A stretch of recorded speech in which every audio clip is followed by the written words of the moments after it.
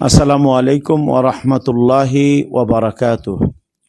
আলহামদুলিল্লাহি রাব্বিল আলামিন ওয়াসসালাতু ওয়াসসালামু আলা আশরাফিল আমবিয়াই ওয়াল মুরসালিন নবিয়িনা ওয়া রাসূলিনা মুহাম্মদ ইবনে আবদুল্লাহি ওয়া আলা আলিহি ওয়া সাহবিহি আজমাইন, আম্মা বাদ।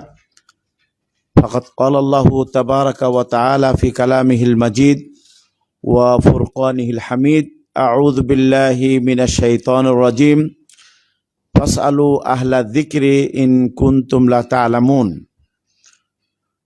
সর্বপ্রথম কৃতজ্ঞতা জ্ঞাপন করছি সেই মহামহিম আল্লাহ সুবহানাহু ওয়া তাআলার, যিনি নিজ অনুগ্রহে বাংলাদেশ জমিয়তে আহলে হাদিস তার ফতোয়া বোর্ডের মাধ্যমে প্রতি শনিবার ও সোমবার লাইভ প্রশ্ন উত্তর দেওয়ার জন্য তৌফিক দিয়ে যাচ্ছেন। এজন্য আমরা আল্লাহ রাব্বুল আলামিনের প্রশংসা জ্ঞাপন করি এবং তার কৃতজ্ঞতা আদা করি, আলহামদুলিল্লাহ। অতঃপর সালাত সালাম বর্ষিত হোক আমাদের প্রিয় নবী প্রিয় রাসূল মুহাম্মদ বিন আবদুল্লাহ এর উপরে, আল্লাহুম্মা সাল্লি আলাইহি ওয়া বারিক আলাইহি।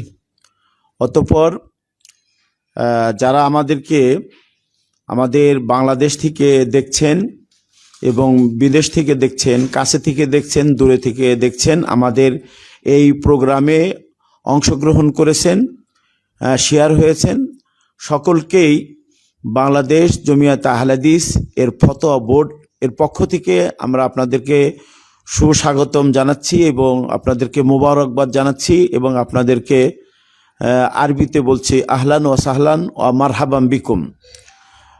অতঃপর আমাদের আজকের এই লাইভ ফতোয়া দেওয়ার মঞ্চে আমরা আমাদের বাংলাদেশ জমিয়তে আহলে হাদিস একটি বৃহত্তর জমিয়তে আহলে হাদিস এর সেক্রেটারি জেনারেল সাহেব তিনি উপস্থিত আছেন। আমাদের গত সোমবারে যে প্রোগ্রাম ছিল সেখানেও থাকার কথা ছিল, কিন্তু সাংগঠনিক কাজে ব্যস্ত থাকার কারণে আমাদের সেক্রেটারি জেনারেল সাহেব উপস্থিত হতে পারছিলেন না গত সোমবারে। তো আলহামদুলিল্লাহ আজকে আমরা আমাদের সেক্রেটারি জেনারেল সাহেবকে পেয়ে আমরা অত্যন্ত আনন্দিত এবং আমরা অত্যন্ত অভিভূত। তো আমাদের এই প্রোগ্রামের যে গুরুত্ব রয়েছে এবং তাৎপর্যতা রয়েছে সেই মর্মে তিনি আমাদেরকে কিছু গুরুত্বপূর্ণ তথ্য দিবেন, কথা জানাবেন। আজ ফতোয়া দিবেন আমাদের ফতোয়া বোর্ডের সদস্য মুফতি মোহাম্মদ আব্দুর রব এবং সাথে আমিও ইনশাল্লাহ ফতোয়া প্রদান করব। এর আগে আমাদের সেক্রেটারি জেনারেল সাহেব তিনার সারগর্ভ কিছু সারমর্ম এবং গুরুত্বপূর্ণ কিছু কথা আমরা শুনব। আমাদের সম্মানিত শায়েখকে আমাদেরকে কিছু নসিহত এবং এই বিষয়ের যে গুরুত্ব এই ব্যাপারে আমাদের কিছু দিক নির্দেশনা দিয়ে কথা বলবেন। শায়েখকে বিনীতভাবে অনুরোধ করছি কথা বলার জন্য। ফালিয়াতাফাদ্দাল মাশকুরান ওয়া মাজুরা। আসসালামু আলাইকুম ওয়া রাহমাতুল্লাহ। আলহামদুলিল্লাহি রাব্বিল আলামিন ওয়াসসালাতু ওয়াসসালামু আলা রাসূলিল্লাহ মুহাম্মাদি ওয়া আলা আলিহি ওয়া সাহবিহি আজমাইন। শুকরিয়া জানাই আমাদের বাংলাদেশ জমিয়তে আহলে হাদিসের ফতোয়া ও গবেষণা বিভাগের সম্মানিত সেক্রেটারি শায়েখ ডক্টর ইব্রাহিম বিন আব্দুল হালিম আল মাদানী হাফেজাহুল্লাহর প্রতি, যিনি আপনাদের সামনে এতক্ষণ কথা রাখলেন, একটা ভূমিকার কথা বললেন এবং আমাদের সাথে উপস্থিত আছেন ফতোয়া বিভাগের অন্যতম সদস্য এবং জমিয়তের নির্বাহী কমিটিরও সদস্য শায়েখ আব্দুর রউফ আল মাদানী হাফেজাহুল্লাহ। সম্মানিত দর্শক শ্রোতা মণ্ডলী, যারা এই অনুষ্ঠান দেখতে পাচ্ছেন তাদেরকে স্বাগত জানাই। আমাদের সাথে আপনারা থাকবেন এবং আপনাদের প্রয়োজনীয় প্রশ্ন করবেন, এটার জন্য আপনাদেরকে স্বাগত জানাই। আমরা সবাই জানি যে ইসলাম হলো জ্ঞান ভিত্তিক একটা দিন, ইলম ভিত্তিক। ইলম না থাকলে ইসলাম পালন করা খুব কষ্টসাধ্য হয়। তো ইলম অর্জনের জন্য ব্যাপক গুরুত্ব দেওয়া হয়েছে আমাদের দিনে। আল্লাহ রাব্বুল আলামিন যেমন প্রথম আয়াত নাজিল করেই মনে করিয়ে দিয়েছেন, আউযু বিল্লাহি মিনাশ শাইতানির রাজিম, ইকরা বিসমি রাব্বিকাল্লাযী খলাক, এর মাধ্যমে ঠিক তেমনি রাসূলুল্লাহ সাল্লাল্লাহু আলাইহি ওয়াসাল্লাম বলেছেন, তলাবুল ইলমি ফারিদাতুন আলা কুল্লি মুসলিম, মুসলিম সবার উপরই জ্ঞান অর্জন করা ফরজ। তো এই ইলম অর্জন করার দুটো উপায় আমরা জানি। একটা প্রাতিষ্ঠানিক ফর্মাল এডুকেশন, যেখানে নিজেরা অ্যাডমিশন নিয়ে পড়াশোনা করতে হয়, তবে অনেকেরই এটা হয়তো সুযোগ হয়ে ওঠে না। তার জন্য আবার তাদের জন্য ইনফর্মাল ওয়েতে এর বক্তৃতা, আলোচনা, দার্স, হালাকা এভাবেও জ্ঞান বিতরণের সুবিধা রাখা হয়েছে। বিশেষ করে সাপ্তাহিক জুমায় আমাদের জন্য খুতবার ব্যবস্থা রয়েছে। কিন্তু এখন যোগ জিজ্ঞাসার যে সমস্যা বা জবাব দরকার, নানান রকম সমস্যা মানব জীবনে এসে হাজির হয়েছে, সেগুলো সমাধান দেবার জন্য আমরা আলেমদের কাছে হাজির হই। কারণ আল্লাহ রাব্বুল আলামিনই এটা বলেছেন যে ফাসআলু আহলা যিকরি ইন কুনতুম লা তা'লামুন, সূরা নাহলে, যে তোমরা যদি কোনো বিষয় না জানো, যারা এটা জানে, যাদের ইলম আছে তাদের কাছে জিজ্ঞেস করো। এই আয়াতের ভিত্তিতেই আমরা সাধারণত আলেম ওলামাদের কাছে প্রশ্ন জিজ্ঞেস করি। রাসূলুল্লাহ সাল্লাল্লাহু আলাইহি ওয়াসাল্লামের সময়ও এই রেওয়াজটা ছিল। মহিলা সাহাবীরাও প্রশ্ন করতেন, পুরুষ সাহাবীরা তো করতেনই। আবার হাদিসে জিবরিল আমরা যেটা পড়ি, লম্বা হাদিস, সেখানে ঈমান, ইসলাম, ইহসান, কিয়ামতের আলামত এসব বিষয় প্রশ্ন করে জেনে নিতে হয়। জিবরিল আলাইহিস সালাম মানুষের রূপ ধারণ করে এসে এটা দেখিয়ে গিয়েছেন যে কিভাবে প্রশ্ন করতে হয়, কিভাবে জবাব পেয়ে শুকরিয়া জানাইতে হয়। এবং রাসূলুল্লাহ সাল্লাল্লাহু আলাইহি ওয়াসাল্লামও বলেছেন যে জিবরিল তোমাদের শেখানোর জন্য এখানে আসছিলেন। তো জ্ঞান বিতরণের এই ধারাটা আমাদের দ্বীনের একটা অংশ, এবং জ্ঞানীদের জন্য সওয়াব রয়েছে, তলবুল ইলমদের জন্য সওয়াব রয়েছে। আমাদের ফাতোয়া বোর্ড যে এই অধিবেশন আয়োজন করছে, সেটা এই উদ্দেশ্যেই করা যে আমরা যেন দ্বীনের সঠিক জ্ঞানগুলো, ইলমটা মানুষের কাছে তুলে ধরতে পারি, মানুষ যেন উপকৃত হয়, সঠিক মাসালাটা জেনে যেন তারা তাদের ইবাদতগুলো শুদ্ধভাবে করতে পারে। আপনারা জেনে খুশি হবেন যে আমাদের ফাতোয়া বোর্ডে আমরা যে সম্মানিত আলেমদের রেখেছি, তারা সবাই মাশাআল্লাহ উচ্চ শিক্ষিত, দেশে এবং বিদেশ থেকে ডিগ্রি প্রাপ্ত, এবং তারা বিভিন্ন বিভাগ থেকে ডিগ্রি প্রাপ্ত। কেউ আছে কিসমুল আকিদা থেকে, কেউ আছে কিসমুল হাদিস, হাদিস ডিপার্টমেন্ট থেকে, কেউ আছে তাফসির ডিপার্টমেন্ট থেকে, কেউ আছে ফিকহ ডিপার্টমেন্ট থেকে।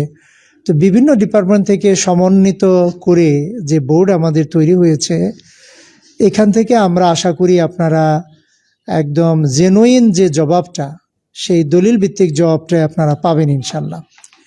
আপনাদের জন্য আরও সুখবর হলো, আমাদের যে দুটো পত্রিকা রয়েছে, সাপ্তাহিক আরাফাত এবং মাসিক তর্জুমানুল হাদিস, সেখানেও কিন্তু আমাদের প্রশ্নোত্তর দেওয়া হয়, ধারাবাহিকভাবে সেটা চলছে। আপনাদের জন্য তৃতীয় সুখবর হচ্ছে, এই যে প্রশ্নগুলো সেখানে দেওয়া হয়, এই সব কিছু নিয়ে আমাদের আর্কাইভ সিস্টেমে যাচ্ছে। সেখানে অফলাইন অনলাইনে এই প্রশ্ন এবং তার জবাব আপনারা পাবেন ইনশাল্লাহ। সেগুলো বই আকারে প্রকাশ হবে, তারও কাজ চলছে। সর্বোপরি আমরা যেটা আশা করি যে আল্লাহর দ্বীনটাকে দলিল ভিত্তিক, প্রমাণ ভিত্তিক, রেফারেন্স সহ মানুষের কাছে উপস্থাপন করবার জন্য বাংলাদেশ জমিয়তে আহলে হাদিস এই উদ্যোগটা গ্রহণ করেছে। আমরা আপনাদের কাছে যেটা অনুরোধ রাখতে চাই যে আপনারা প্রশ্ন করবেন, যে সমস্যাগুলো জীবনে দেখা দেয়, অনেক সমস্যা আছে নতুন, সেগুলো প্রশ্ন করবেন, জবাব নেবেন এবং আরও পরামর্শ দেবেন। আমরা আমাদের অনুষ্ঠান বা আমাদের প্রেজেন্টেশন আমরা জাতীয় খিদমতের জন্য আরও কতভাবে মানুষের কাছে পৌঁছাতে পারি, সেই ব্যাপারে আপনাদের কাছে পরামর্শ চাই, দোয়া চাই। আপনাদের পরামর্শ পেলে ইনশাল্লাহ আমাদের কাজগুলো আরও ভালো হবে। আমরা আপাতত আমাদের মিলনায়তন অনুষ্ঠানটা করছি, আমাদের স্টুডিও রেডি হচ্ছে ইনশাল্লাহ। পরবর্তীতে আমাদের প্রোগ্রামগুলো সেখান থেকেও আমরা লাইভ প্রচার করতে পারবো। আল্লাহ রাব্বুল আলামিন আমাদেরকে তৌফিক দান করুন, আমরা যেন জাতীয় এই খেদমতটা সুষ্ঠুভাবে আঞ্জাম দিতে পারি এবং এর মাধ্যমে যেন ইলমুন নাফিআ, উপকারী জ্ঞানটা আমরা অর্জন করতে পারি এবং আল্লাহর পথে, সহি পথে, কোরআন এবং সুন্নাহর পথে, তাওহীদ এবং সুন্নাহর পথে আমরা যেন অটল থাকতে পারি। আল্লাহ সেই তৌফিক দান করুন। আল্লাহর কাছে এই দোয়া করছি এবং আপনাদেরকেও শুকরিয়া জানিয়ে শেষ করছি। ওয়া আখিরু দাওয়ানা আনিল হামদুলিল্লাহি রাব্বিল আলামিন। আসসালামু আলাইকুম ওয়া রাহমাতুল্লাহ। আমি এখন আমাদের সম্মানিত যে সদস্যবৃন্দ আছেন ফতোয়া বোর্ডের, তাদেরকে আপনাদের প্রশ্নের জবাব দেওয়ার জন্য অনুরোধ করে আমার কথা শেষ করছি। আসসালামু আলাইকুম ওয়া রাহমাতুল্লাহ। ওয়ালাইকুম আসসালাম ওয়া রাহমাতুল্লাহি ওয়া বারাকাতুহু।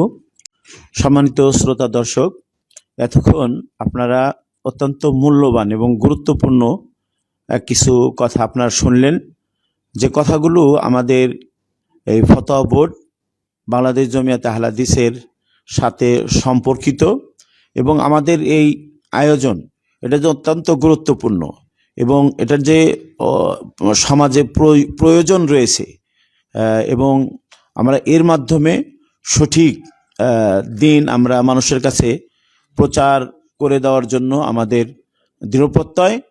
তাই আমরা আমাদের সেক্রেটারি জেনারেল সাহেবকে আন্তরিক ধন্যবাদ জানাচ্ছি, মোবারকবাদ জানাচ্ছি। অল্প সময়ে অত্যন্ত গুরুত্বপূর্ণ এবং তাৎপর্যপূর্ণ কথা বলছেন।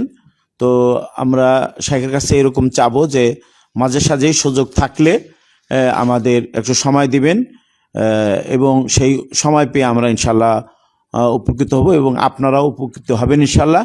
এখন আমি আমাদের ফতোয়া বোর্ডের যে অন্যতম সদস্য মুফতি মোহাম্মদ আব্দুর রউফ হাফিজুল্লাহ, তাকে প্রশ্নের উত্তর দেওয়ার জন্য বিনীতভাবে অনুরোধ করছি। ফালিয়াতাফাদ্দাল মাশকুরান ওয়া মাজুরা।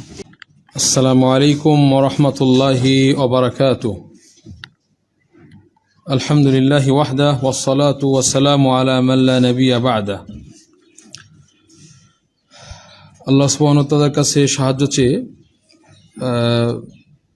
যারা প্রশ্ন করেছেন তাদের প্রশ্নগুলির উত্তর দেওয়ার প্রচেষ্টা করছি। একজন জানতে চেয়েছেন, আমরা অনেক সময় শুনি খাঁটি ঈমান, ঈমানকে খাঁটি করতে হবে, খাঁটি ঈমান ছাড়া আমরা পরকালে মুক্তি পাব না। তো এই খাঁটি ঈমানের অর্থটা কি? এবং তিনি আরও বলছেন যে যারা ঈমান এনেছে এবং নিজেদের ঈমানটাকে জুলুমের সাথে মিশ্রিত করে নাই, এ আয়াতটির ব্যাখ্যা কি? কারণ আমরা তো সবাই জুলুম করে ফেলি। এই প্রশ্নের উত্তর,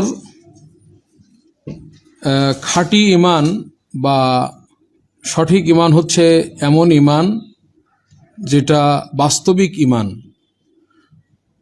যে ঈমানে যেমনভাবে বাহ্যিকভাবে তার কথার মাধ্যমে, শাহাদাতের মাধ্যমে ঈমান প্রকাশ করে, একইভাবে অন্তর থেকে সে মুমিন এবং তার ভেতরে নেফাকি নাই এবং সে ঈমানকে মুক্ত রেখেছে শিরিক করা থেকে। অর্থাৎ সে আল্লাহকে বিশ্বাস করে এবং যেসব বিষয়ের প্রতি ঈমান আনতে হয় সবগুলির প্রতি ঈমান আনে, পাশাপাশি সে শিরিকের সাথে জড়িত নয়। এই ঈমানকে বলা হয় খাঁটি ঈমান। যদি কোনো ব্যক্তি আল্লাহকে বিশ্বাস করে, সব কিছুই সে করছে, আল্লাহকে বিশ্বাস করে, পরকালকে বিশ্বাস করে, রসুলকে বিশ্বাস করে, কিন্তু সে পাশাপাশি শিরিক করে, অর্থাৎ মাজারে সাজদা দেয়, আল্লাহ ছাড়া অন্যের কাছে কল্যাণ কামনা করে, সেটা রসুলের কাছে হোক সাল্লাল্লাহু আলাইহি সাল্লাম অথবা অন্য কারো কাছে হোক, এই ব্যক্তির ঈমান খাঁটি ঈমান নয়। এই ব্যক্তির ঈমান সঠিক বা নির্ভেজাল ঈমান নয়। তাহলে এটাকে বলা হয় খাঁটি ঈমান। আর যে আয়াতটি সম্পর্কে জানতে চেয়েছেন যে ঈমান, এই আয়াতটি হচ্ছে যে যারা ঈমান এনেছে, আল্লাযীনা আমানু ওয়া লাম ইয়ালবিসু ঈমানাহুম বিযুলমিন। এই আয়াতের আরও অংশ আছে, সেটা হচ্ছে উলাইকা লাহুমুল আমনু ওয়া হুম মুহতাদুন। তো এখানে বলছেন যে আমরা তো জুলুম করি, কিন্তু এখানে আসলে সব জুলুম উদ্দেশ্য না। এখানে উদ্দেশ্য যেমনটি এটা হাদিসে এসেছে, আব্দুল্লাহ বিন মাসউদ রাদিয়াল্লাহু আনহু তিনি বলছেন যে যখন এই আয়াত নাজিল হলো তখন সাহাবীদের উপরে বিষয়টা অত্যন্ত কঠিন হলো। তো তখন সাহাবীগণ বললেন যে আইয়ুনা লা ইয়াযলিম নাফসা, এটা সহিহ মুসলিমের riwayat, সেখানে আসছে যে কে আমাদের না জুলুম করে নিজের উপর। এবং বুখারীতে আসছে আইয়ুনা লাম ইয়াযলিম নাফসাহু, আমাদের মধ্যে কে না আছে জুলুম করে নাই নফসের উপর, তাহলে আমরা তো কিভাবে মুক্তি পাবো? তখন আল্লাহ রাসূল সাল্লাল্লাহু আলাইহি ওয়াসাল্লাম বললেন, তোমরা যেটা মনে করেছো এটা এই জুলুম উদ্দেশ্য নয়, ওইটা তো পরিবারে বা বিভিন্নভাবে জুলুম হয়, এগুলি ইবাদতের মাধ্যমে সালাত সিয়াম এগুলো পড়লে, ওযু করলে এগুলো দূর হয়, পরিবারের সাথে সন্তানের উপর হয়তো জুলুম হয়েছে ইত্যাদি। তো এখানে উদ্দেশ্য হচ্ছে যে জুলুম, যেমন লুকমান আল হাকিম তিনি তার ছেলেকে উদ্দেশ্য করে বলেছিলেন, ইয়া বুনাইয়া লা তুশরিক বিল্লাহ, হে আমার প্রিয় সন্তান তুমি আল্লাহর সাথে শিরিক করো না, ইন্না শিরকা লাযুলমুন আযীম, নিশ্চয়ই শিরিক হচ্ছে মহা জুলুম। তো আজকে আমরা আমাদের সমাজের দিকে দেখলে এই প্রশ্নটা খুবই গুরুত্বপূর্ণ। মাশাআল্লাহ, ঈমান এনেছে অথচ অধিকাংশ লোক তাদের ঈমানটা খাঁটি করতে পারে নাই। তারা দেখা যাচ্ছে যে আল্লাহ ছাড়া অন্যের নামে কুরবানি করছে, তারপরে আল্লাহ ছাড়া অন্যের কাছে সাহায্য চাচ্ছে, এগুলো শিরক। আর এই শিরিক যদি মুক্ত না হয় ঈমান, তাহলে তারা নিরাপত্তা পাবে না। আল্লাহ বলছেন যে যারা ঈমান এনেছে ওয়ালাম ইয়ালবিসু ঈমানাহুম বিযুলমিন, এবং নিজেদের ঈমানটা শিরিকের সাথে মেশায় নাই, উলাইকা লাহুমুল আমনু, তারা পরকালে জাহান্নাম থেকে মুক্তি পাবে, ওয়া হুম মুহতাদুন, এবং তারা দুনিয়াতে হেদায়েত প্রাপ্ত।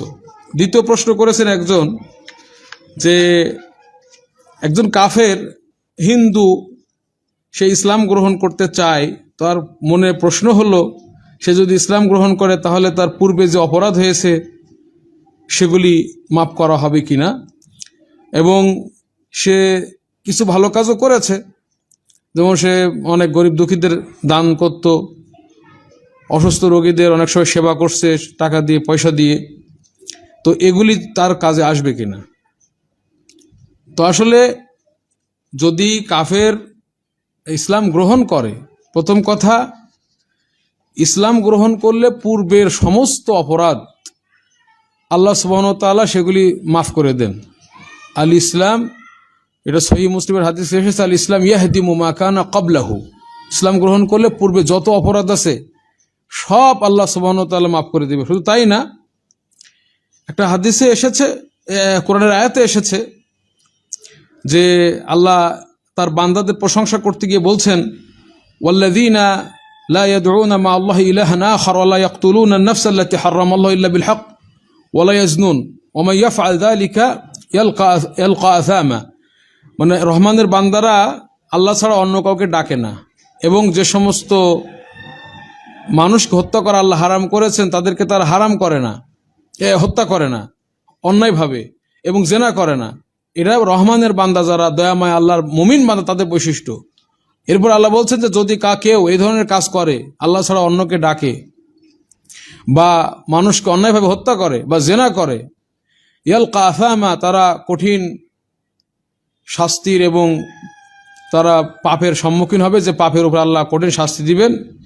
আল্লাহ বলছেন যে ইউযাফ লাহুল আযাবু ইয়াওমাল কিয়ামা ওয়া ইয়াখলুদ ফীহি মুহানা, তাদেরকে কিয়ামতের দিন ডাবল শাস্তি দেওয়া হবে এবং সেখানে তারা লাঞ্ছিত অপমানিত হয়ে স্থায়ীভাবে থাকবে। এরপর আল্লাহ বলছেন যে ইল্লা মান তাবা ওয়া আমানা ওয়া আমিলা সালিহা, তবে যদি কেউ তওবা করে এবং ঈমান আনে। তো এখন এখানে কিন্তু উত্তর পেয়ে যাচ্ছি, যদি কোনো কাফের হিন্দু হোক, বৌদ্ধ হোক, খ্রিস্টান হোক, সে যদি ঈমান আনে, তাহলে ঈমান আনার পরে তওবা করে ঈমান আনে এবং সৎ কাজ যদি পরে করে, আল্লাহ বলছেন ফাউলাইকা ইউবাদদিলুল্লাহু সাইয়্যাতিহিম হাসানাত, সুবহানাল্লাহ, আল্লাহ তাদের পূর্বের সমস্ত অপরাধগুলিকে নেকিতে পরিণত করবেন। পাপ তো ক্ষমা করবেনই, ওই পাপগুলিকে আল্লাহ নেকিতে পরিণত করে দিবেন। সুতরাং এখান থেকে আমরা বুঝলাম, দ্বিতীয় অংশ যেটা প্রশ্ন ছিল যে সে যে ভালো কাজ করছে সেটার পুরস্কার সে পাবে কিনা। অবশ্যই পাবে, কারণ যদি সে অন্যায় কাজটাকে আল্লাহ যদি নেকিতে পরিণত করে দেন, পুণ্যে পরিণত করে দেন, তাহলে নেকিকে অবশ্যই সে নেকির পুরস্কার পাবে। এবং এই বিষয়ে হাদিসে এসেছে সহিহ মুসলিমে, হাকিম বিন হিজাম রাদিয়াল্লাহু আনহু উনি বলছেন না যে আমি জাহিলি যুগে অনেক ভালো কাজ করতাম, মানুষ যাদের বাহন ছিল না বাহন কিনে দিতাম, গোলাম আজাদ করতাম, আত্মীয়তার বন্ধন রক্ষা করতাম। আল্লাহ রসুল, আমি ইসলাম গ্রহণ করলে আমি কি এগুলোর সওয়াব পাবো? আল্লাহ রসুল বলছেন যে অবশ্যই তুমি এটার সওয়াব পাবে। আসলাম তা আলামা আসলাফতা মিন খাইর, তুমি যে সমস্ত কল্যাণ নিয়ে ইসলাম গ্রহণ করেছো সেগুলোর সওয়াব তুমি পাবে। আর একজন প্রশ্ন করেছেন যে বহির্বিশ্ব থেকে এক ছেলে একটা মেয়েকে বিয়ে করেছে, তো তারপরে মোবাইলের মাধ্যমে, এরপরে তাদের মধ্যে কথা বলতে বলতে এক পর্যায়ে ঝগড়া হয়ে যায়। ঝগড়ার মধ্যে মহিলা, এখনও সে স্বামী দেশে আসে না, কিন্তু তার আগে ঝগড়ার মধ্যে স্ত্রী তার স্বামীকে তালাক দিয়ে দেয় এবং এবং এবং স্বামী তার স্ত্রীকে ইতিপূর্বে 3 লাখ টাকা মোহর দিয়েছিল। এখন এই তালাক যেহেতু হয়ে গেছে, তো এখন এই মোহর ফেরত পাবে কিনা, এটা হলো প্রশ্ন। এই প্রশ্নের উত্তরে আমি বলবো ওয়াবিল্লাহি তৌফিক, যে প্রথম কথা হলো যে বিদেশ থেকে যে বিবাহটা করেছে মোবাইলের মাধ্যমে, প্রথমে দেখতে হবে যে আসলে সেই বিবাহটা সহি হয়েছিল কিনা।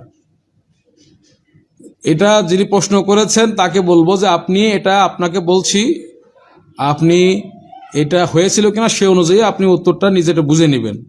আপনি বিয়ে করার সময় যদি মেয়ের অভিভাবক উপস্থিত থাকে এবং দুজন সাক্ষী থাকে তাহলে বিয়ে সহি হয়েছে, কারণ বিয়ে সহি হওয়ার জন্য ওলি শর্ত।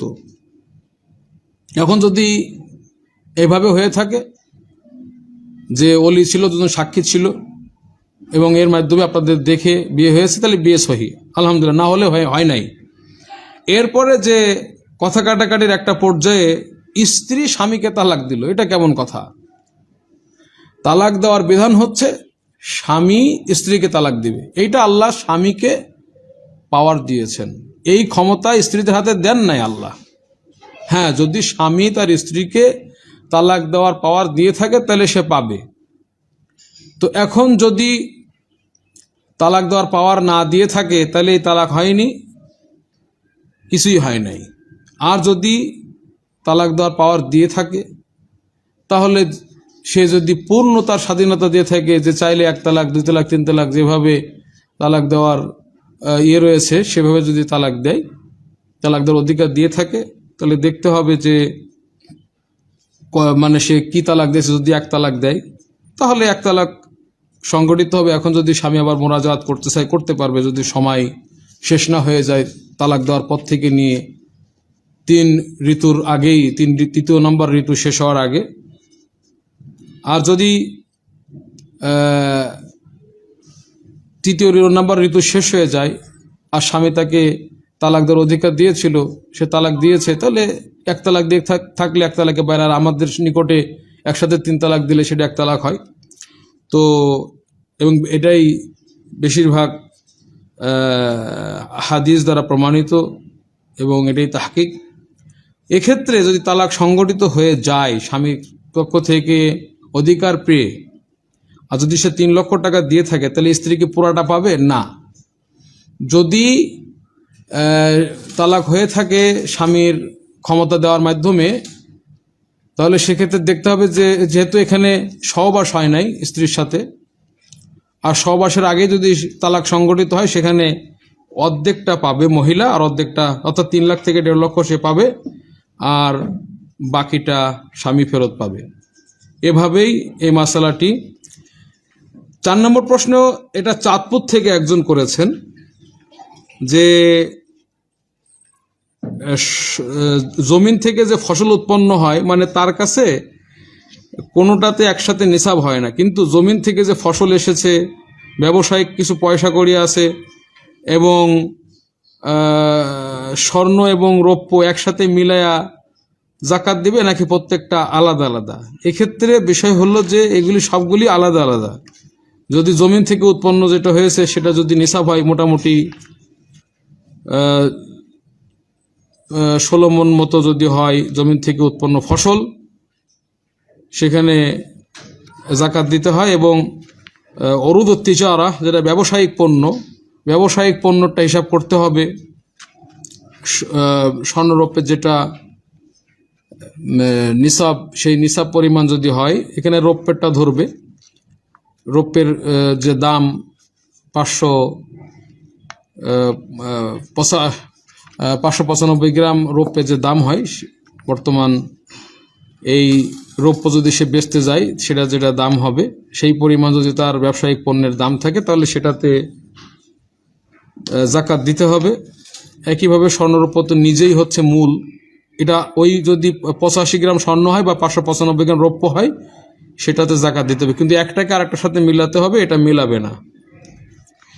এরপরে উনি আরেকটা প্রশ্ন করেছেন যে ওই ব্যক্তি, তার কাছে স্বর্ণ আছে যেটা নিসাব পরিমাণ, অর্থাৎ 85 গ্রাম বা তার বেশি স্বর্ণ তার কাছে আছে ঠিকই, কিন্তু সে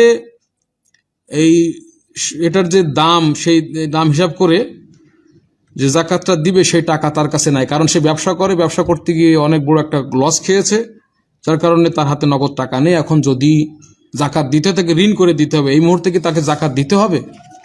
আমরা বলবো যে অবশ্যই তাকে জাকাত দিতে হবে, যেহেতু সে নিসাব পরিমাণ স্বর্ণ তার কাছে রয়েছে, অতএব এটার টাকা তাকে দিতে হবে। এখন সে চাইলে যদি ঋণ করে দিতে পারবে, আর যদি চায় ওই 85 গ্রাম বা তার বেশি যে স্বর্ণটা তার কাছে আছে, সেটাকে 40 ভাগ করবে, স্বর্ণকারের দোকানে গিয়ে 40 ভাগের 1 ভাগ সেখান থেকে সে বের করে ওইটা বিক্রি করে ওইটার জাকাত সে দিয়ে দেবে। এভাবে তাকে জাকাত দিতে হবে। এটা হচ্ছে 4র্থ নম্বর প্রশ্ন ছিল। আমার মনে হয় যে পর্যায়ে আমি আমাদের ফজিলাতুল শেখ ডক্টর ইব্রাহিম মাদানের কাছে আমি ছাড়বো, যাতে উনিও কিছু প্রশ্ন দেন। এরপরে ইনশাল্লাহ আমি আবার ফিরে আসবো আপনাদের কাছে। আল্লাহ সুবহানাহু ওয়া তাআলা যেন আমাদেরকে উপকারী ইলম দান করেন এবং আমল করার তৌফিক দান করেন, আমিন।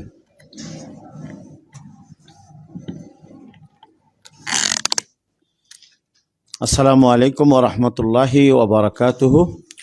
আমাদের কাছেও অনুরূপ কিছু প্রশ্ন আমাদের প্রশ্নকারী ভাইরা পাঠিয়েছেন লাইভে। প্রশ্নগুলো এখানে আমরা লিপিবদ্ধ করে নিয়ে এসেছি। যে প্রশ্নগুলোর মধ্যে একটি প্রশ্ন হলো, স্বর্ণ ও রূপা দুটির ক্ষেত্রে জাকাত আদায়ের বিধান কি? এরপর আর কোন কোন সম্পদের জাকাত আদায় করতে হবে, নিসাব পরিমাণ হলে এটা জানাবেন। এই প্রশ্নের আংশিক উত্তর আমাদের আজকের যিনি মুফতি মোহাম্মদ আব্দুর রউফ দিয়েছেন। স্বর্ণ ও রূপা এই দুটির জাকাত দিতে হবে। আর নেসাব, দুটির নেসাব হলো বর্তমান যে ওজন, মডার্ন ওজন, এই ওজন অনুপাতে স্বর্ণের 85 গ্রাম যদি হয় তাহলে নেসাব পূর্ণ হবে, আর রূপার হলো 595 গ্রাম। তো এই নেসাব যদি পূর্ণ হয়, 40 ভাগের 1 ভাগ জাকাত আদা করবে, শতকরা 2.5 টাকা, স্বর্ণেতেও এবং রূপাতেও। তো এটা হলো এই জাকাত যে সকল মালের মধ্যে ওয়াজিব হয়, ফরজ হয়, তার মধ্যে শীর্ষ হলো স্বর্ণ এবং রূপা। নেসাব আপনাদেরকে বললাম যে 85 গ্রাম স্বর্ণ এবং 595 গ্রাম রূপা। কেউ যদি মালিক হন এবং তার এই স্বর্ণের এবং রূপার উপরে যদি 1 বছর অতিবাহিত হয়, তাহলে শতকরা 2.5 টাকা অথবা 40 ভাগের 1 ভাগ জাকাত দিবেন। এটা হলো এক প্রকার। জাকাত প্রদানের আরও জিনিস রয়েছে। জাকাত প্রদানের আরও কিছু প্রকার রয়েছে, যেরকম গরু, মহিষ, বকরি, এগুলোরও জাকাত দিতে হবে। বকরির যদি 40টি হয় তাহলে 1টি বকরি, আর যদি ছাগল হয় তাহলে 40টির মধ্যে 1টি বকরি। এইভাবে উটের 5টি উট হলে তার মধ্যে এই হাদিসের মধ্যে এগুলো সব কোন প্রকার অর্থে জাকাত ওয়াজিব সেগুলো বর্ণনা আসছে, এবং কোনটার কত নেসাব সেটাও হাদিসের মধ্যে এসেছে। তো 5 প্রকারের জিনিসের মধ্যে জাকাত দিতে হয়, যে সোনা রূপা, তারপরে এই সোনা রূপার মধ্যে সংযুক্ত হলো যে বর্তমান যে আপনার আমাদের কাগজের টাকা, সেই কাগজের টাকার উপরেও জাকাত ওয়াজিব হবে।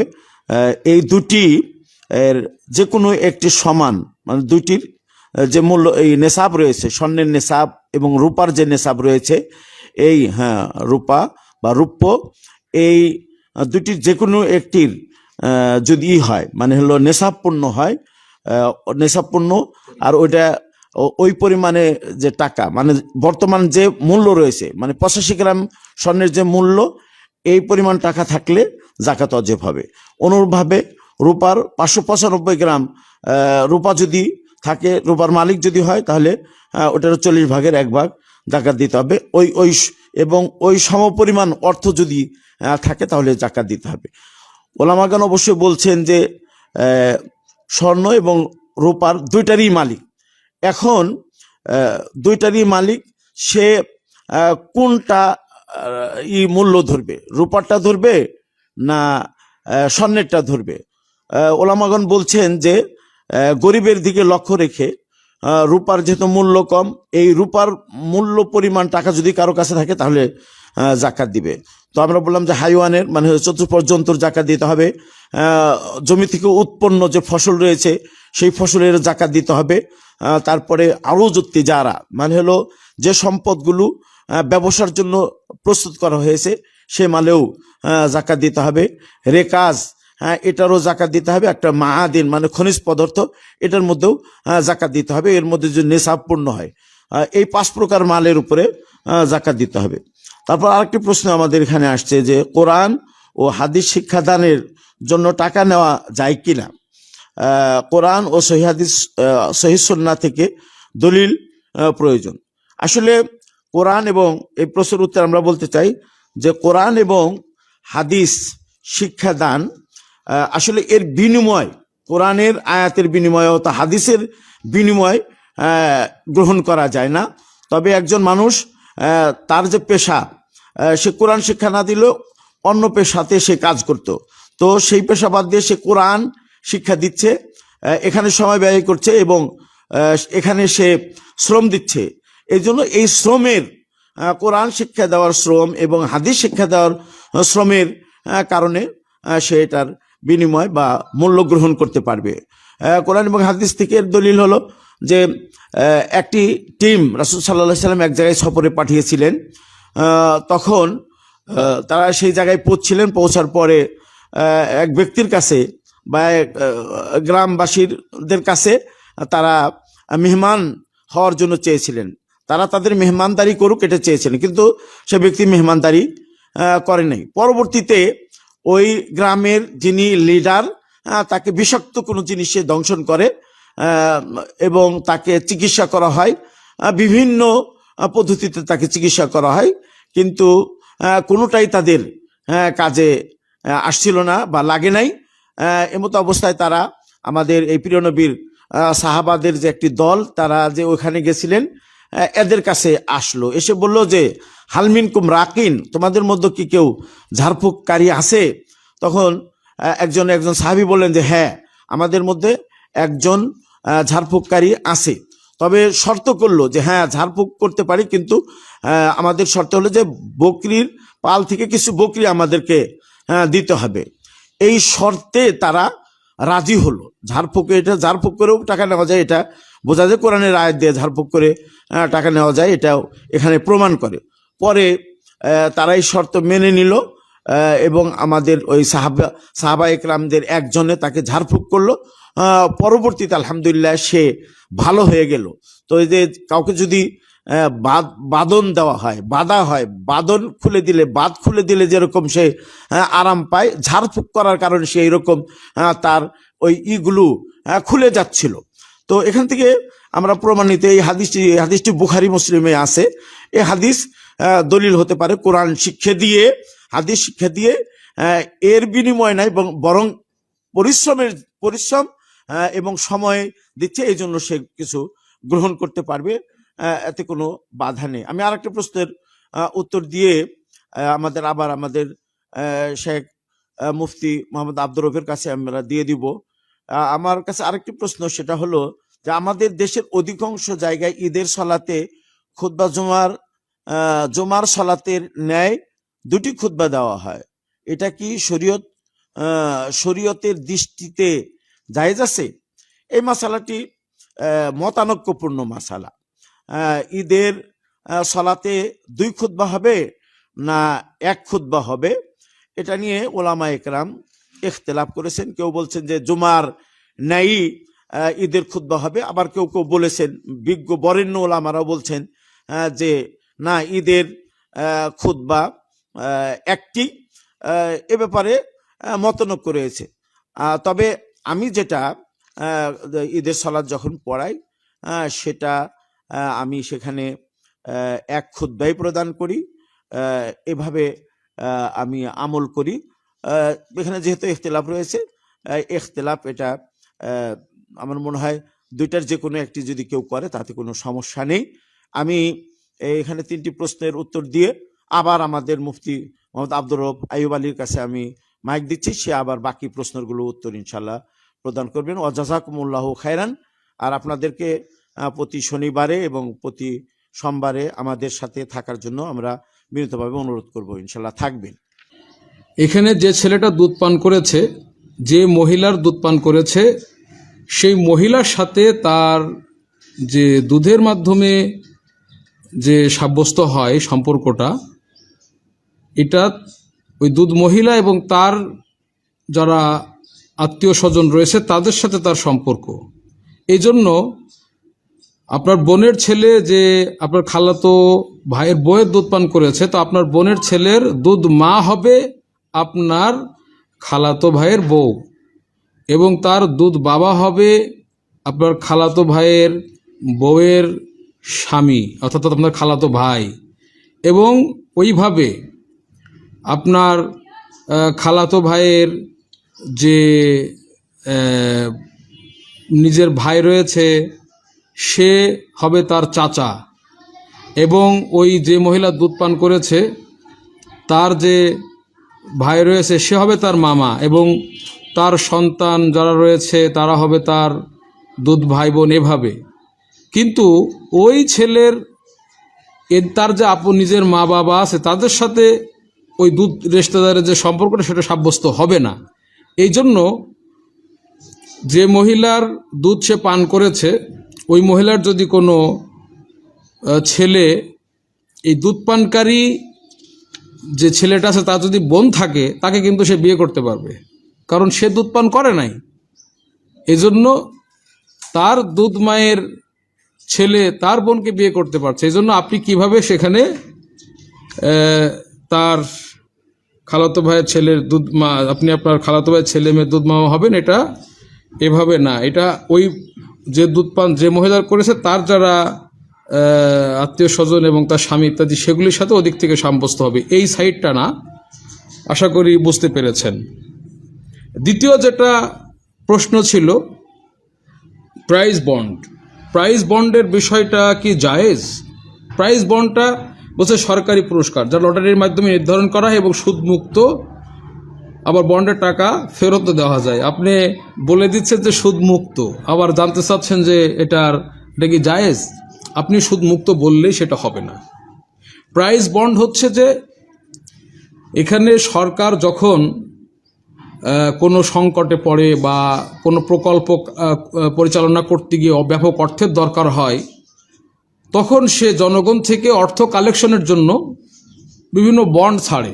তার মধ্যে একটা বন্ড, এটা বিভিন্ন দেশে আছে, আমি যেগুলো করেছি ইতিপূর্বে সে অনুযায়ী আমার মাথায় আসছে, মিশরে এটাকে বলে শাহাদাতুল জাওয়ায়েজ ফিয়াত জিম, এভাবে পড়েছি আমি। তো সেখানে প্রাইজ বন্ড তাদের সেখানে চালু ছিল, এবং সে বিষয়ে ওলামাগণ ফতোয়া দিয়েছেন যেটা হারাম। প্রাইজ বন্ড, ধরুন যে সরকার আপনাকে বলল যে আমরা এই বন্ডগুলো ছাড়ছি, এক একটা বন্ডের দাম কথা 5,000 বা 10,000 অথবা 1,000ও হইতে পারে। বিপুল সংখ্যক বন্ড তারা জনগণের মধ্যে ছাড়ার পরে তারা বলে যে আমরা একটা সময় গিয়ে লটারি করব, লটারি করে যার নাম আসবে তাকে আমরা নির্দিষ্ট পুরস্কার দিব। তো এই পুরস্কারটা এখন বৈধ কিনা আমরা বলবো যে এটা সম্পূর্ণরূপে হারাম। কারণ এই যে টাকাটা সরকার জনগণের কাছ থেকে নিচ্ছে, এটা কিসের টাকা? এটা অবশ্যই কর্জ, জনগণ দিচ্ছে, সে অবশ্যই এটা ফেরত পাবে এবং সরকারও ফেরত দিতে বাধ্য। যখন সে বন্ড দেখাবে, সে বন্ড দেখে টাকা ফেরত নেবে। তো কুল্লু কারদিন জাররা নাফান ফাহুয়া রিবা, যে এবং এটা ইজমাউল উলামা, এবং কুরতুবী উল্লেখ করেছেন যে সকল উলামা একমত যে যদি সুলফা অথবা সালাফ কর্জ দেওয়া হয় এবং কর্জ দিয়ে তার উপর অতিরিক্ত নেওয়া হয়, এটা মিনার রিবা আল মুহাররাম, স্পষ্ট এটা রিবা। এবং প্রাইজ বন্ডের ভিতরে শুধু যে এটা রিবা বা সুদ, বিষয়টা এমন নয়, বরং এখানে দুইটা জিনিস একত্রিত হয়েছে। একটা হলো যে সে কর্জ দিয়ে তার হচ্ছে অতিরিক্ত নিচ্ছে, পুরস্কারটা সরকার প্রথমেই কমিটমেন্ট করছে আমরা দিবই দিব, সে দিল, টাকা অতিরিক্ত পাচ্ছে, এটা সুদ। পাশাপাশি এখানে আরেকটা জিনিস, এটা হারাম হওয়ার পেছনে আরেকটা কারণ হলো এটা কিমার, মাইসির, জুয়া যেটাকে আমরা বলি, অর্থাৎ এমন মুআমালা যেটাতে আমি ঢুকলাম, লাভবান হলে হব, না হলে হব না। তো লাভবান হলে ব্যাপকভাবে হব, ক্ষতিগ্রস্ত হলে ব্যাপকভাবে ক্ষতিগ্রস্ত হব। এখানে কে পাবে আর কে পাবে না এটা কিন্তু নিশ্চিত না। এজন্য উলামাগণ এই শাহাদাতুল জাওয়াইজের ক্ষেত্রে বলছেন যে এটা কিমারেরও অন্তর্ভুক্ত, এক ধরনের জুয়ার মতো। তো এই জন্য এই দুইটা কারণে প্রাইজ বন্ড এটা হারাম। আল্লাহ সুবহানাহু ওয়া তাআলা এই ধরনের লেনদেন থেকে মুসলিম উম্মাহকে হেফাজত করুন। তৃতীয় যেটা প্রশ্ন আমার কাছে ছিল, কোনো অনুষ্ঠান বা পার্টি ছাড়া বাচ্চাকে খুশি করার জন্য জন্মদিনে কেক দেওয়া বা অর্ডার নিয়ে কেক তৈরি করে দেওয়ার বিধান কি? এতে কোনো গুনাহ হবে? এটার প্রশ্নের উত্তরে বলবো আবিল্লাহি তৌফিক। আসলে জন্মদিন অনুষ্ঠান করা বা না করা এটা বিষয় না, জন্মদিন পালন করা এটা ইসলামে বৈধ নয়। এটা বিজাতীয় কালচার, এটা যারা কাফের মুশরিক যারা রয়েছে তারা এগুলি করে থাকে, জন্মদিন পালন।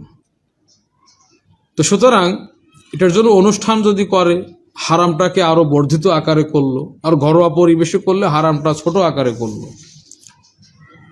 তো এই হারাম জন্মদিনে যদি কেক দেওয়া হয় তাহলে হারাম কাজের উপরে সহযোগিতা করা হলো, এই জন্য এটাও হারাম। ওয়া তাআওয়ানু আলাল বিররি ওয়াত তাকওয়া ওয়ালা তাআওয়ানু আলাল ইসমি ওয়াল উদওয়ান।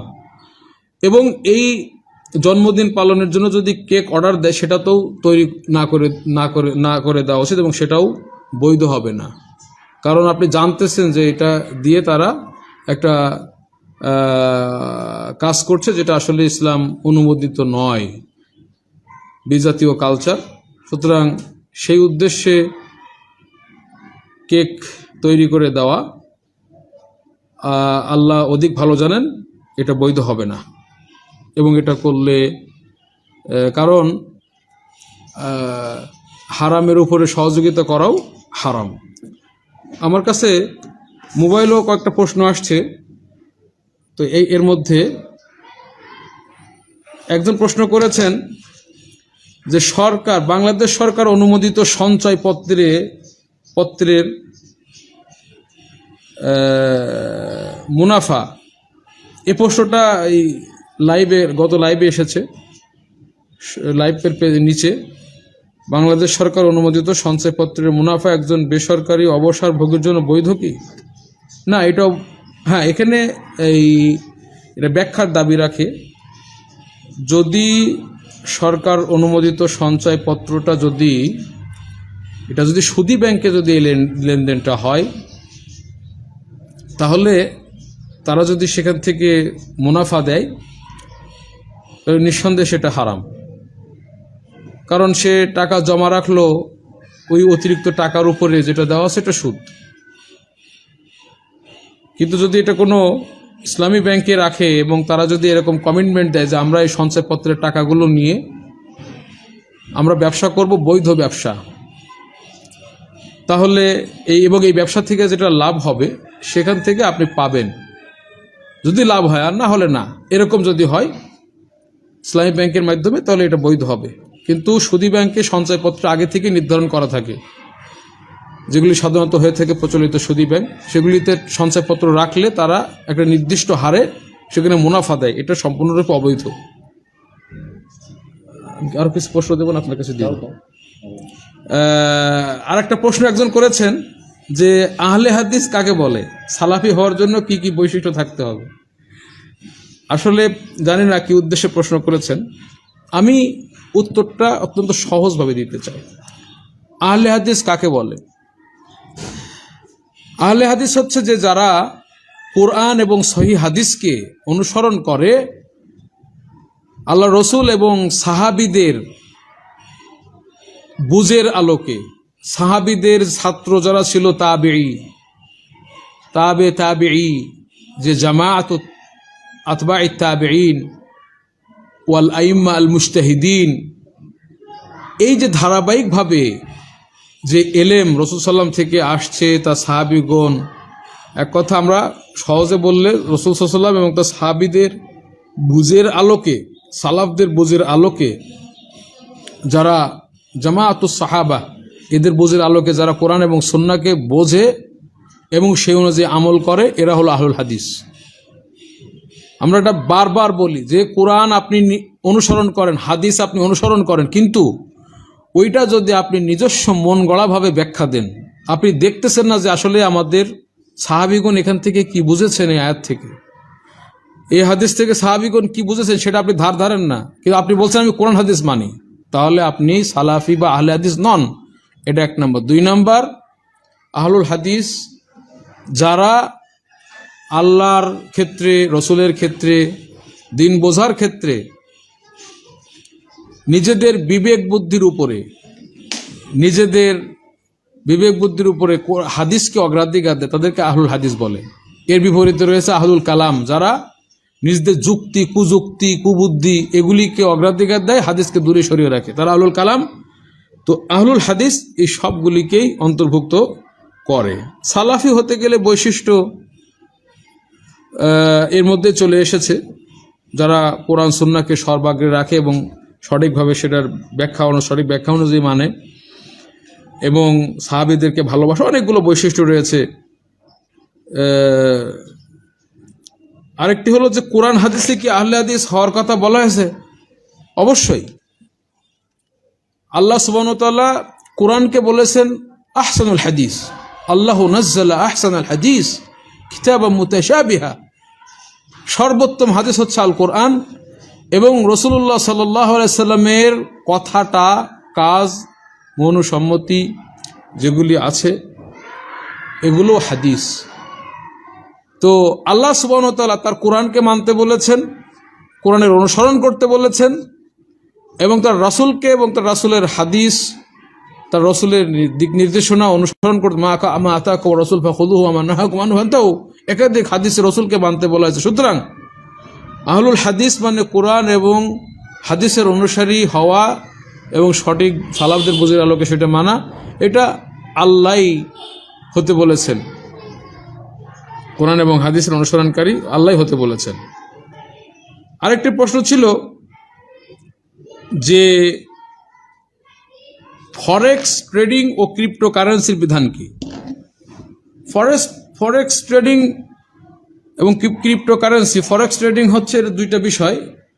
এটাকে মার্জিন ব্যবসাও বলে। এটা হলো যে অনেক সময় দেখা যায় স্টক মার্কেটে যেটা শেয়ার বাজার রয়েছে সেখানে কেউ বিনিয়োগ করতে চায়, তো সে যে হয়তো শেয়ার কিনতে চায়, বা অনেক সময় এই ফরেক্স ট্রেডিংয়ের মাধ্যমে স্বর্ণ রৌপ্য ক্রয় করা হয়, বিভিন্ন জিনিস ক্রয় করে, পণ্য। তো একজন ব্যক্তি যে বিনিয়োগটা করতে চায়, কিনতে চায়, যথেষ্ট পরিমাণ টাকা তার কাছে থাকে না, তখন সে যারা দালাল রয়েছে, ব্রোকার, তাদের মাধ্যমে মানে সে কিছু টাকা সেখানে দেয়, বাকিটা দালাল তাকে দিয়ে দেয়, এবং ওই যে তার যেটা শেয়ার সে কিনলো, নিজে কিছু টাকা দিয়ে, এটাকে বলা হয় মার্জিন, যে সে টাকাটা সে নিজে দিয়েছে এটাকে মার্জিন বলে, আর বাকিটা যে দালাল দিয়েছে সেটা তার কর্জ, তাকে ব্রোকার দিয়েছে। তো ওইটা ব্রোকারের হাতে থাকে, সেই শেয়ারটা হোক বা যে পণ্যটা সে কিনেছে শেয়ার বাজার থেকে, স্টক মার্কেট থেকে, এইটা ব্রোকারের হাতে থাকে। কেন? বন্ধক স্বরূপ, যেহেতু সে ঋণ দিয়েছে একটা বৃহৎ অঙ্কের, এই জন্য তার কর্তৃত্বে রাখে। এখন সে এই কর্জ দিয়ে এর উপরে আবার সে ফায়দা গ্রহণ করে ব্রোকাররা। এই জন্য এটা সম্ভবত সৌদি আরবের লাজনা দায়মা এবং মাজমা আল ফিকহিল ইসলামী বা হায়াত কিবারুল উলামা, তাদের থেকে এগুলোর ফতোয়া এসেছে এই মুতাজারা বিল হামেশের বিষয়ে, বা ফরেক্স ট্রেডিং, যেটা এটা বৈধ না। এখানে এই কর্জ দিয়ে সে উপকার গ্রহণ করে, সেখান থেকে যে শেয়ার কেনে সেও লাভবান হয়, কিন্তু সে কর্জ দিয়ে তারপরে সে ফায়দা পায়। আরেকটা হলো যে এটাকে বলা হয় আজকেই যদি সে মানে কথা রাত 12টার আগে যদি সে লেনদেন সম্পন্ন না করে, তাহলে পরের দিন যদি 12টা পার হয়ে যায়, তাহলে তার উপর একটা তারা ফি নেয় ব্রোকাররা। এটাও কিন্তু একটা সুদের অন্তর্ভুক্ত। এবং একটা হলো সুদ, একটা হলো যা আল্লাহ রাসূল সাল্লাল্লাহু আলাইহি ওয়াসাল্লাম নিষেধ করেছেন, লা ইয়াহিল্লু সালাফুন ওয়া বাইউন, এভাবে নিষেধ আসছে। এই ব্রোকাররা তাকে কর্জ দিয়ে আবার ক্রয় বিক্রয় করছে, মানে একই আকদের ভিতরে সে ঋণও দেয়, আবার ক্রয় বিক্রয় করে। বিভিন্ন কারণে ওলামাগণ এই ফরেক্স ট্রেডিংটাকে বা মার্জিন ব্যবসাকে হারাম বলেছে। আরেকটা হলো যে ক্রিপ্টোকারেন্সি হচ্ছে যে এটাকে বিটকয়েনও বলা হয়। বিটকয়েন বৈধ কিনা, আসলে আমি এর আগে বিটকয়েন নিয়ে একটু পড়াশোনা যতটুকু করেছি বুঝেছি, তার আলোকে এটা কোনো আমাদের যেমন এই অর্থগুলি আমাদের কাছে টাকা আছে, ডলার আছে, রিয়াল আছে, এইগুলির একটা নির্ভরযোগ্য কেন্দ্র আছে যেখানে আমরা যাইতে পারি প্রয়োজনের সময়, কিন্তু এটার কোনো মারকাজ নাই।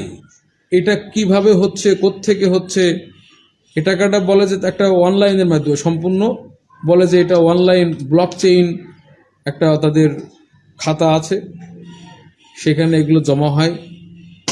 অনেক সময় এটা কেনে, কিন্তু যখন কেউ যদি অস্বীকার করে আমি কার কাছে যাব, যে আমি এটা কিনেছিলাম কি ইত্যাদি, সেগুলোর কোনো জিহা থাকে না।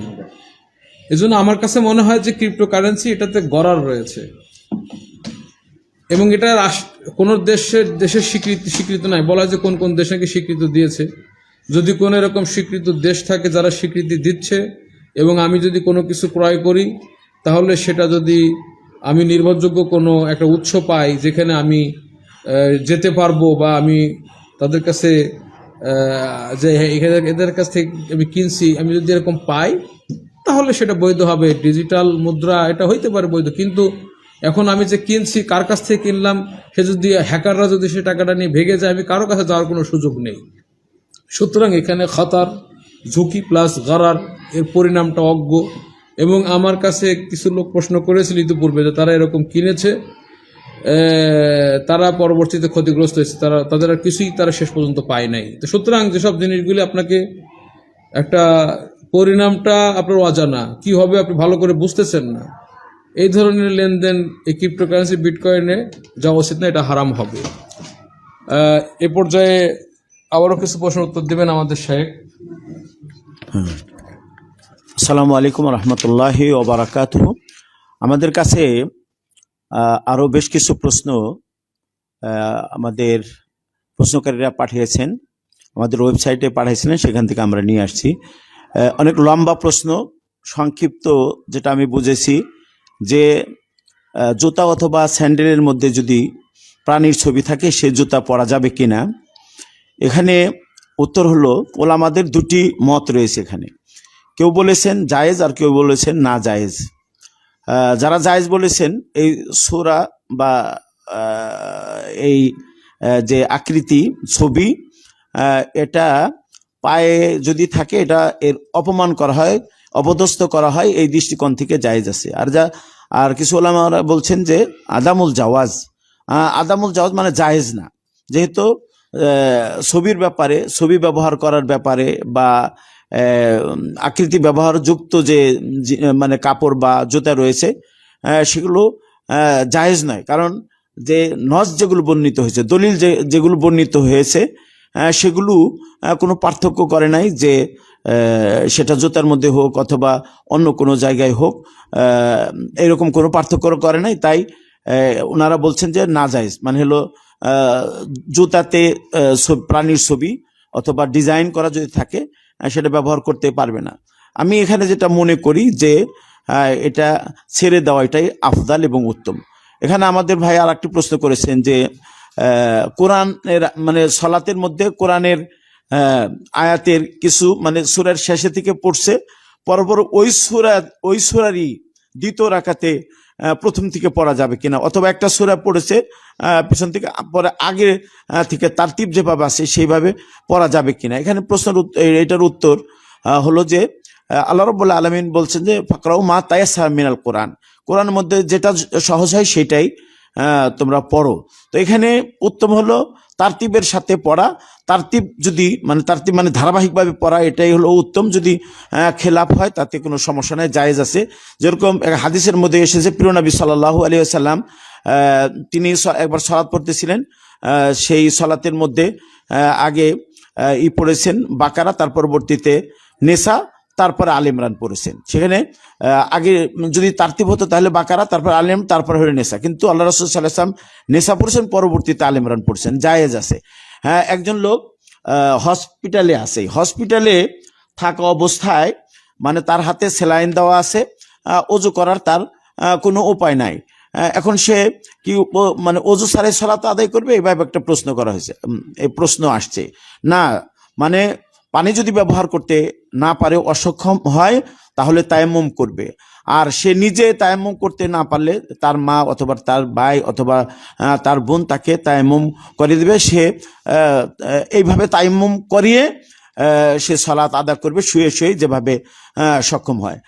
আরেকটি প্রশ্ন যেটা রয়েছে এখানে যে আমি মুক্তাদি আমি একজন ইমামের ইক্তেদা করেছি, কিন্তু আমার কিছু ওয়াজিব ছুটে গেছে, এখন আমার এই সালাত হবে কি? তো এটার উত্তরে বরেণ্য উলামাগণ বলেছেন যে হ্যাঁ, এই ওয়াজিব যে তার ছুটে গেছে এটা ইমাম বহন করে নেবেন। ইমাম যেহেতু ইমামের ইক্তেদা করেছেন, সেটা ইমাম তার কাছ থেকে বহন করবেন এবং তার কাছ থেকে এই ওয়াজিব ছুটে গেছে তাতে কোনো সমস্যা হবে না, ইনশাল্লাহ তার সালাত সহি হয়ে যাবে। এই মোটামুটি আমার কাছে কয়েকটি প্রশ্ন ছিল। তো আমাদের সময় যেহেতু হয়ে গেছে, পার হয়ে গেছে, ইনশাল্লাহ পরে আমাদের সময় যেহেতু শেষ হয়ে গেছে, ইনশাল্লাহ আমরা আবার সামনে শনিবারে আপনাদের সাথে ইনশাল্লাহ মিলিত হব এবং আপনারাও আমাদের সাথে ইনশাল্লাহ স্বতঃস্ফূর্তভাবে আপনারা আমাদের সাথে অংশগ্রহণ করবেন।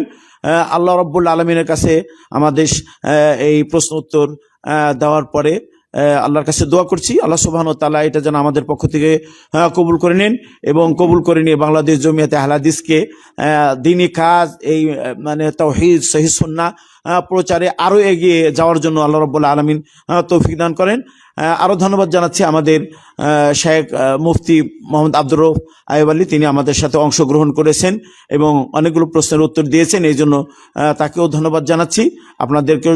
আপনাদের সকলকে ধন্যবাদ এবং মোবারকবাদ জানিয়ে আমরা আজকে লাইভ প্রশ্নের উত্তর দেওয়া থেকে বিরত হচ্ছি এবং শেষ করছি। হাদা ওয়া সাল্লাল্লাহু আলা নবিয়িনা মুহাম্মাদিন ওয়া আলা আলিহি ওয়া সাহবিহি আজমাইন। আসসালামু আলাইকুম ওয়া রাহমাতুল্লাহি ওয়া বারাকাতুহু।